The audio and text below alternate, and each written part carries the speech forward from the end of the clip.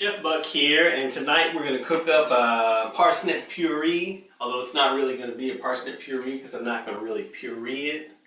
I'm going to semi-puree it. It's going to be a cross between mashed potatoes and a parsnip puree because I like lumps and I like skin. You know, I'm not going to peel my parsnip. This here is a parsnip. Boom, looks like an albino version of a carrot. When you get a parsnip, you want to make sure it's nice and firm. You don't want to get it, you know, so that's really lazy and lackadaisical on the end, because that means it's old. You know, I've already given these a good wash. Before I prep this, I'm going to go ahead and get my little sauce pot over here. Boom, and I'm going to start heating this up. Put it on like medium heat. I'm going to throw in a lot of butter, about a half of a stick of butter there. And while that's melting up, I'm going to prepare my parsnips. And basically, I'm just going to cut it into little rinky-dink sizes so that they will cook down kind of evenly. Ultimately, we're going to throw a little blender in there and puree it a little bit, so it doesn't really matter. And you want to get smaller parsnips because the bigger they are, the tougher and the woodier they are.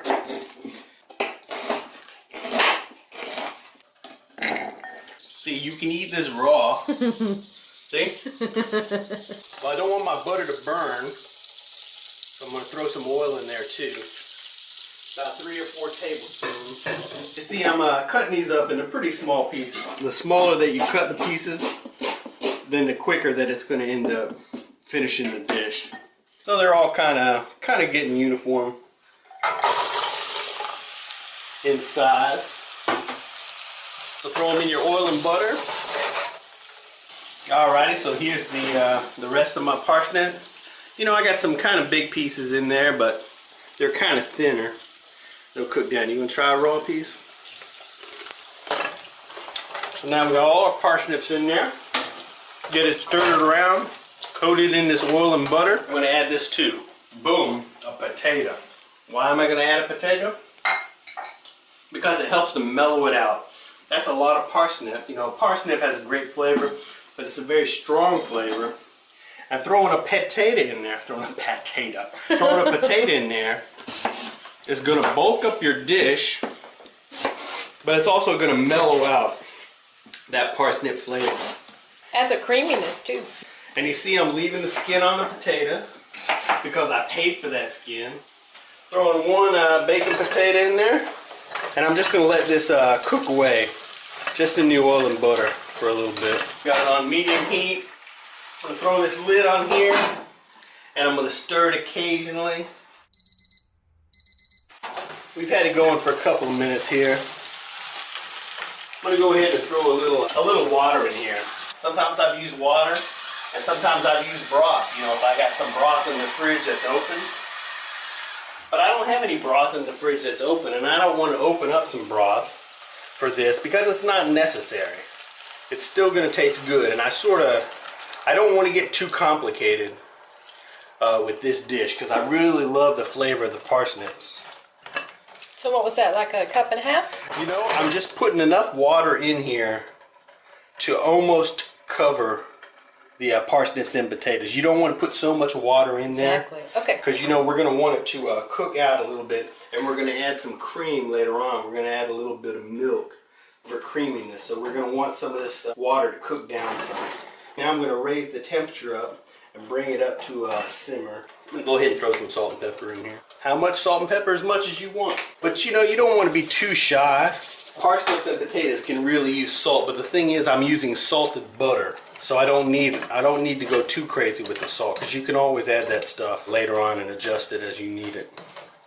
Alright, it looks like it's coming up to a simmer a little bit there.